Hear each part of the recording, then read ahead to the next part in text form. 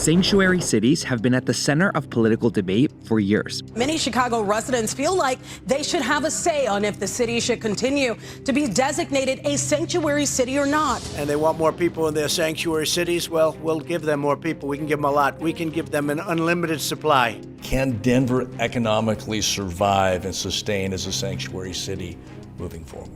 While some argue that migrants who reside in these areas are bringing crime, statistics show they're actually pretty safe. So, what's the truth behind the headlines? And how do sanctuary cities even work?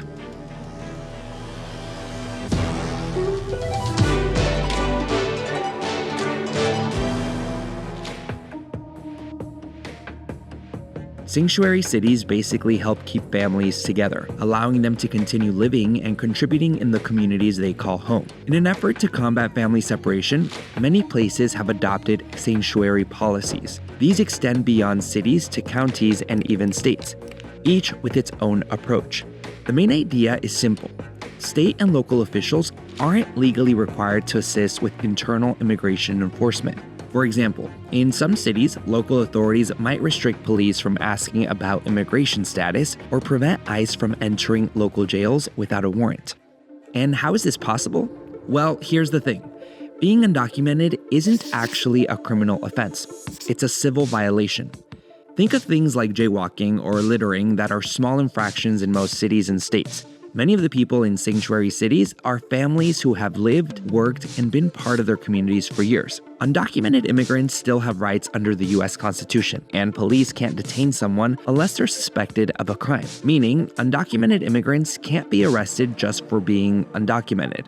They, just like everybody else, have to commit an actual criminal offense. Let's take a look at how this works in practice.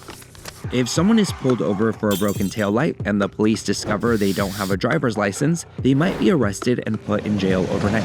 In a sanctuary city, if they're cleared of charges and there are no new criminal offenses, they must be released from jail, regardless of their immigration status. In a non-sanctuary city, the police might hold them for days or longer until immigration agents come to pick them up. To further understand how sanctuary cities work, let's go back to 1971, when Berkeley, California, became the first to adopt such measures. In recent times, the term sanctuary was used in cities where US sailors resisting the Vietnam War were protected. But by the 1980s, it was focused on aiding migrants fleeing civil wars in Central America. Despite this, the federal government denied asylum to many refugees. In response, a network of religious organizations launched a sanctuary movement, offering food, legal aid, and safe spaces for those in need. Local governments followed and were the first to embrace non-cooperation with immigration services. In 1985, inspired by the churches, local officials in San Francisco passed the symbolic City of Refuge resolution. Over time, sanctuary cities have evolved to address changing policies and community needs, extending support beyond immigration to include healthcare and civil rights. Today, there are 13 sanctuary states and about 600 sanctuary jurisdictions in the US. But are they making the country more or less safe? If you ask lawmakers like Texas Governor Greg Abbott, who warns of a migrant invasion, you probably wouldn't think so. But here's what the numbers say. For cities like New York, which has housed hundreds of thousands of migrants, crime rates actually dropped. One study found that, on average, there were about 35 fewer crimes per 10,000 people in sanctuary counties compared to non-sanctuary counties. Fear of deportation for interacting with local police officers could deter someone from reporting a crime, and that's why building trust between law enforcement and immigrant communities might be key to help solve crimes. Experts say that when immigrants feel like they can trust the police without repercussions, it can even help solve serious crimes faster. Research also shows sanctuary cities often have higher incomes and lower poverty rates. Every city that has bet on being pro-immigration over the last 200 years in this country has won. Despite all this, sanctuary cities continue to face political opposition.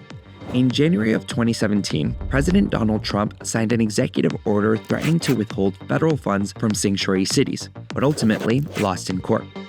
That same year, Texas took a firm stance by passing a law that banned sanctuary cities statewide. But Governor Abbott didn't stop there. And we have continued busing migrants to sanctuary cities across the entire country.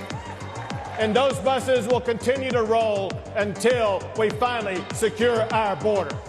And true to his word, Abe has sent over 100,000 migrants on buses to sanctuary cities, where resources are running thin and claims of a so-called migrant crime wave are running rampant. Aquí nos dejó el bus y no sabemos para dónde ir ahorita, no sabemos dónde vamos a poder pasar la noche hoy.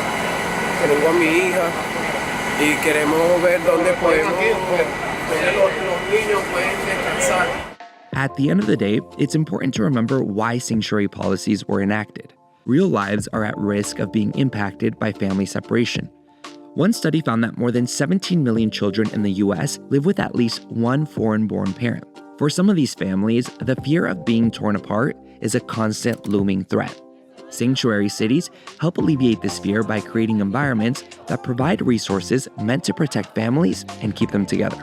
I love Lansing, and I think that Lansing is a safe place. And I think that it's a safe place because there is trust in between authority and the community.